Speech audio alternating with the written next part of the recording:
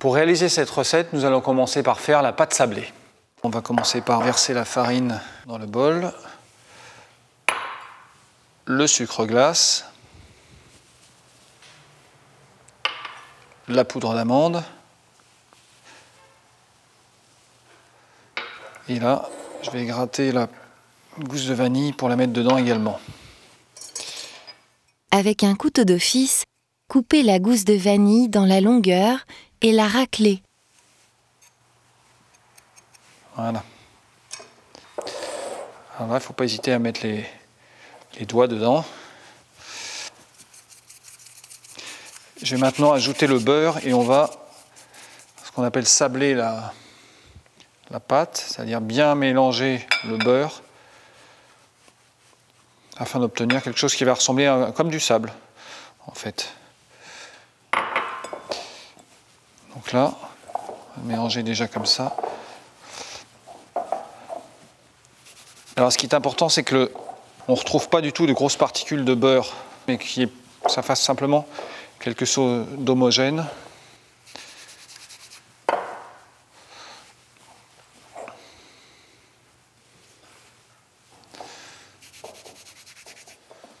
Alors c'est la partie un peu la plus longue de la réalisation de la pâte sablée, c'est de bien mélanger le beurre avec les autres éléments.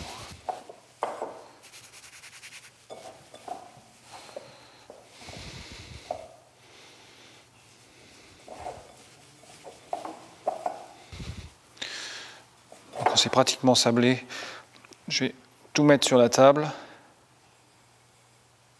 comme ceci. Et on va finir également, ça va être plus pratique que dans le bol.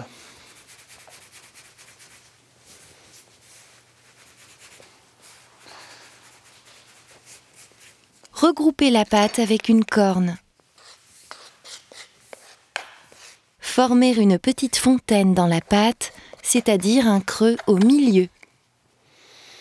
Et là, je vais faire ce qu'on appelle la petite fontaine au milieu, pour pouvoir incorporer le jaune. Je prends le jaune d'œuf, je mets au milieu.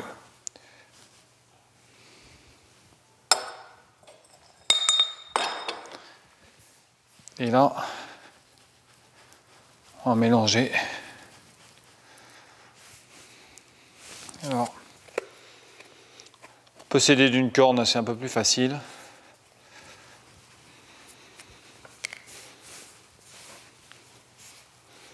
Et là, on peut voir, ça commence à prendre de la consistance. Alors, n'ayez pas peur, au début, on a l'impression qu'on a loupé la pâte, ça part dans tous les sens, mais vous allez voir, ça va très vite prendre une consistance. Alors, n'hésitez pas à vous gratter les doigts avec la corne.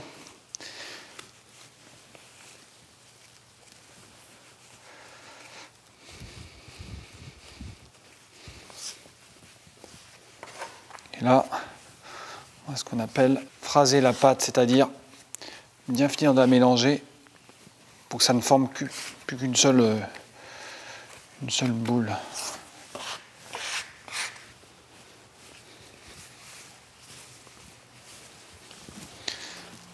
Là, quand elle prend cette consistance-là, il faut bien prendre la corne pour bien la ramener, vous voyez, comme ceci. Ça finit de bien mélanger tous les éléments. Là, on peut voir qu'il y a bien tous les grains de vanille qui se sont répartis partout.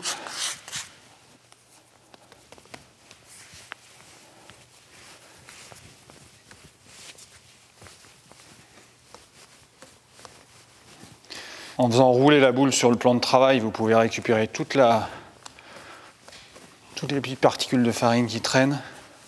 Je lui donne tout de suite une forme assez ronde et assez large pour pouvoir après cercler directement en fait le sablé. Et là, la pâte, une fois qu'elle est comme ceci, je vais l'envelopper dans du papier film et je vais la laisser reposer 1 heure au frigo au minimum. Hop. Et donc là, je vais prendre le papier film.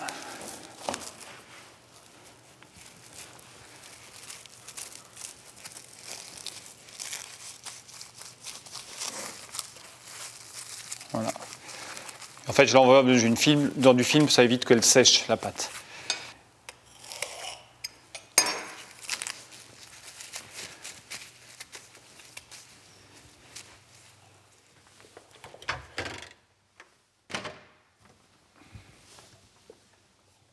Attention de ne pas trop travailler la pâte, elle doit rester friable. Et n'oubliez pas de la laisser reposer au frigo, elle sera plus facile à manipuler.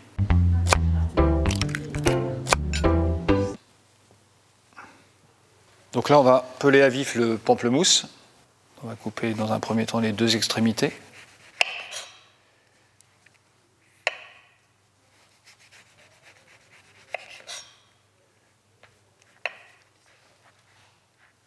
Et là, délicatement, on va essayer de suivre au plus juste le segment.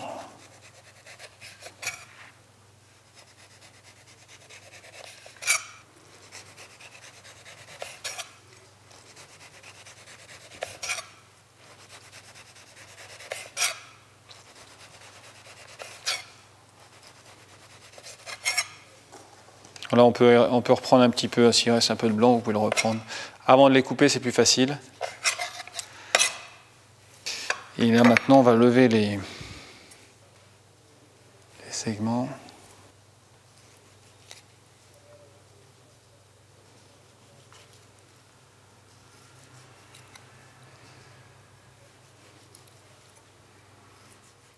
Suivre les segments avec la lame du couteau pour garder la chair du pamplemousse intacte.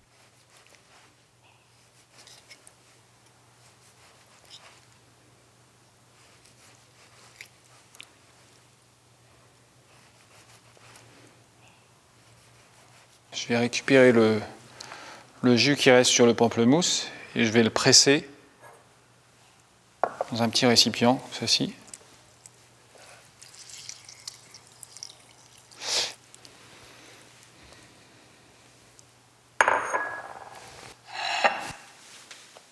Et maintenant, je vais mettre les quartiers de pomelos sur un papier absorbant, ce qui évitera de détremper le sablé tout à l'heure quand on les mettra dessus.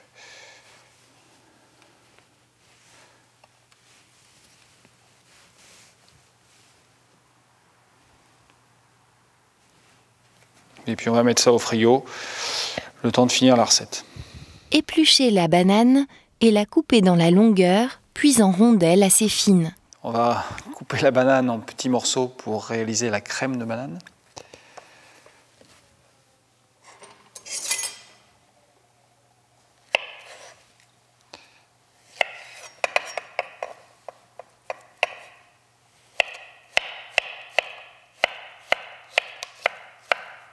Voilà, grossièrement, c'est pas besoin de les couper régulièrement, puisque de toute façon, ça va être complètement broyé dans la crème.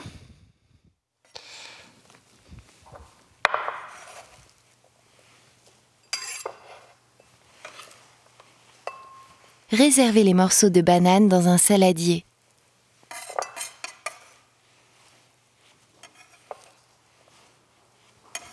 Là, je vais réaliser la crème de banane. Je vais mettre la casserole sur le feu. Je vais mettre l'eau, le sucre et je vais allumer sur le feu et obtenir un caramel marron clair.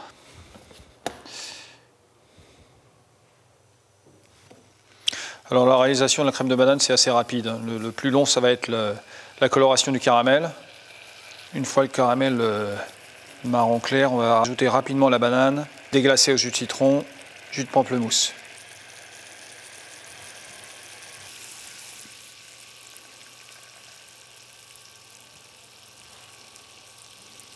Alors là, on voit qu'il commence à colorer légèrement. On va attendre encore un petit peu. Vous voyez, il est marron. Il est très très clair là. On va le faire colorer un tout petit peu plus. Voilà. Là, je vais ajouter la banane.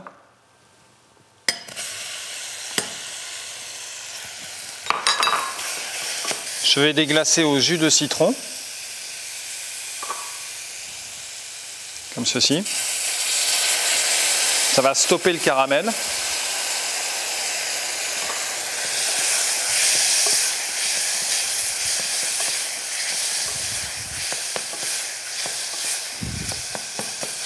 Et ajouter également le jus de pamplemousse.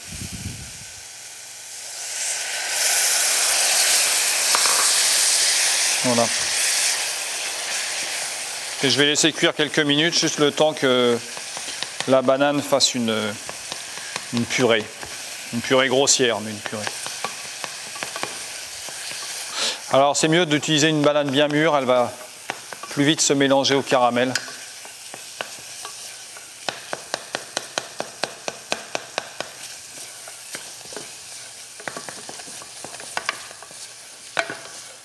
Voilà, je vais sortir du feu pour finir de bien mélanger la banane.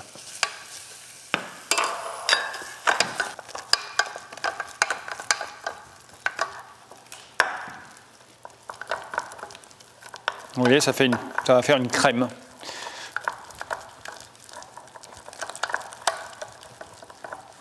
Alors là, je finis avec une spatule. Vous pouvez prendre un fouet si vous voulez également pour bien mélanger la banane au caramel. Mais moi, j'aime bien laisser des petits morceaux de banane. Je trouve ça plus agréable. Voilà, comme ceci. Voilà, c'est prêt. On n'a plus qu'à débarrasser dans le petit bol.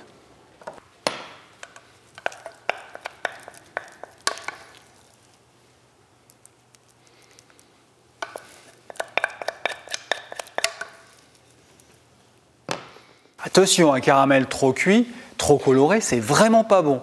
Alors, dès qu'il atteint une coloration marron clair, vous mettez les bananes dedans et vous stoppez rapidement la cuisson avec le jus de citron et le jus de pamplemousse. Troisième étape de la recette, la cuisson du sablé. Alors faites préchauffer votre four en chaleur tournante à 180 degrés. Sortir la pâte du réfrigérateur. Alors voilà, la pâte a refroidi, maintenant à reposer plutôt. Donc on va maintenant mouler les cercles. Dans un premier temps, je vais préparer le papier cuisson, papier sulfurisé qu'on va mettre sur la tourtière. Alors c'est un petit pliage comme à l'école. Voilà. Comme si on allait faire un petit avion. Je vais prendre ma tourtière, on mesure plus ou moins le centre et je vais couper. Hein.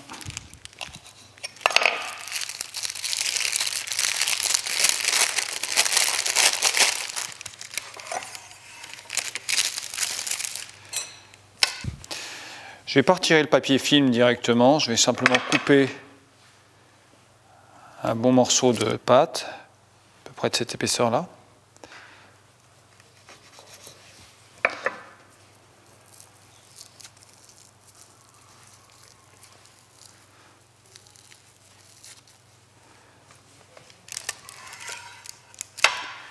Et je vais étaler à la main ma pâte sablée dans le cercle.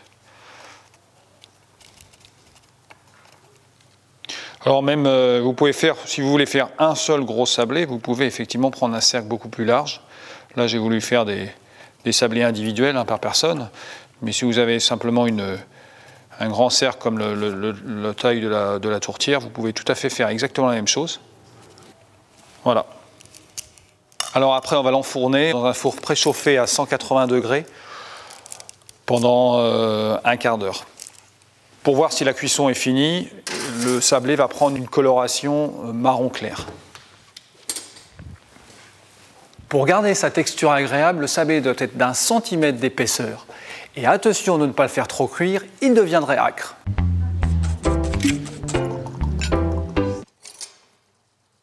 Quatrième étape de la recette, la préparation du caramel d'orange. Coupez l'orange en deux et la presser à l'aide d'un presse-agrumes.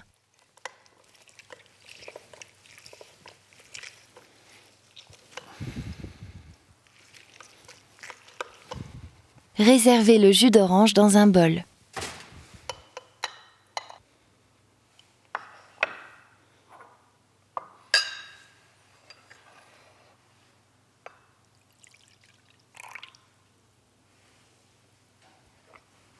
Alors là, je vais prendre le poivre de Szechuan, le jus d'orange et on va aller préparer le caramel. Donc on va mettre la casserole sur le feu, l'eau, le sucre.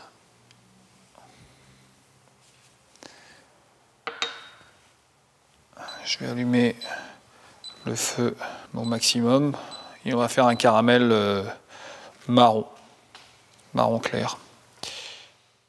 Grand classique de la confiserie, le caramel peut être mou ou dur et enrichi de lait, de beurre ou de crème. En France, la ville d'Isigny, célèbre pour son lait, fabrique des caramels très réputés. Le poivre du Sichuan n'est pas du poivre. Il s'agit en fait d'une baie provenant d'un petit arbre de la famille du frêne.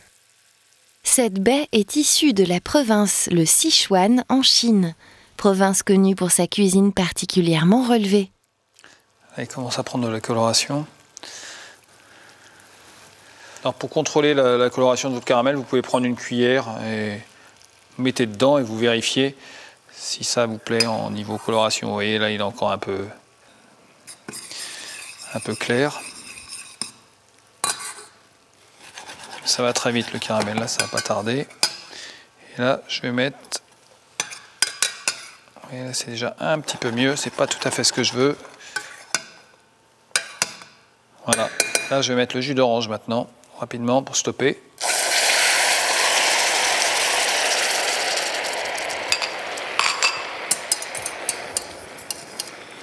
Voilà, vous sortez un petit peu du feu. Je vais le remettre en ébullition.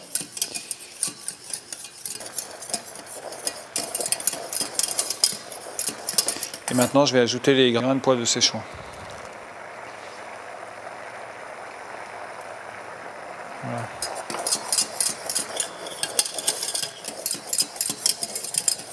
Voilà.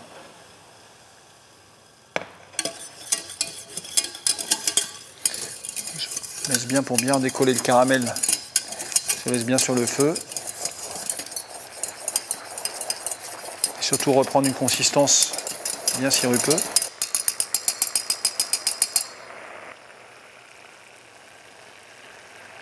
Voilà, maintenant je vais le sortir du feu.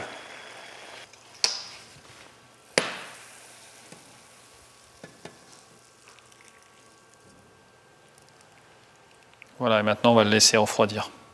Le poivre de Szechuan a la particularité d'être très parfumé, peu pimenté et pétillant sur la langue. Vous le trouverez dans toutes les bonnes épiceries.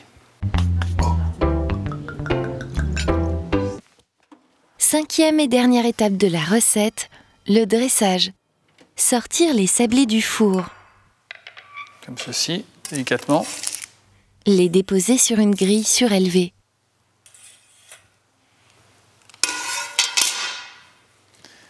Et en faisant attention de ne pas vous brûler parce que les cercles sont encore un peu chauds. Vous allez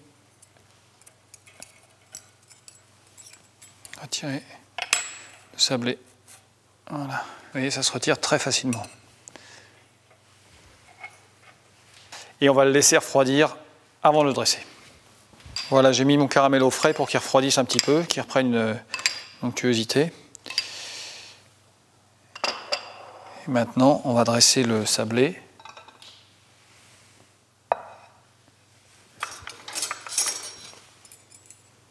Je vais mettre ça au centre de l'assiette. Je vais prendre la crème de banane pour la dresser sur le sablé.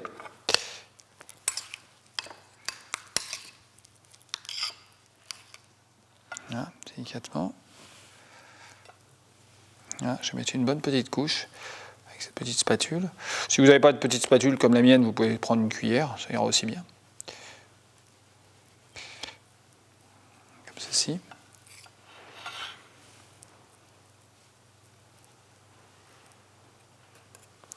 Je fais attention de ne pas le faire déborder.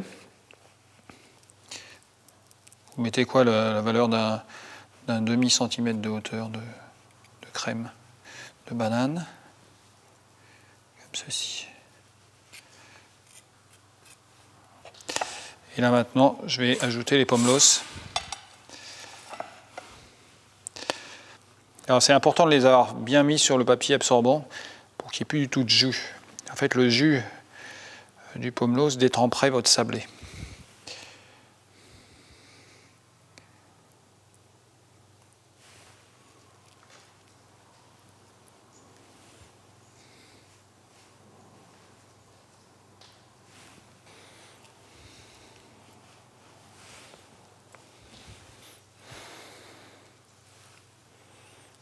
Là, je vais soulever délicatement le dernier. Et ça, c'est l'opération un petit peu délicate pour arriver à mettre le dernier en dessous, comme ceci.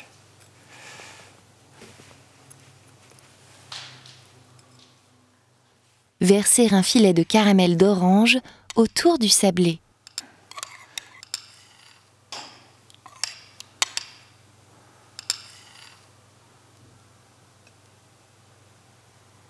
Alors vous pouvez accompagner ce sablé de Pomelos et crème de banane, soit d'une glace vanille, soit d'une glace chocolat blanc. Enfin, il faut rester sur des parfums assez neutres.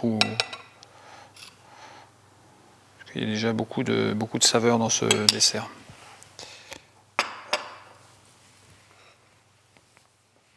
Vous avez vu comment avec des fruits d'hiver, on peut faire un dessert délicieusement ensoleillé.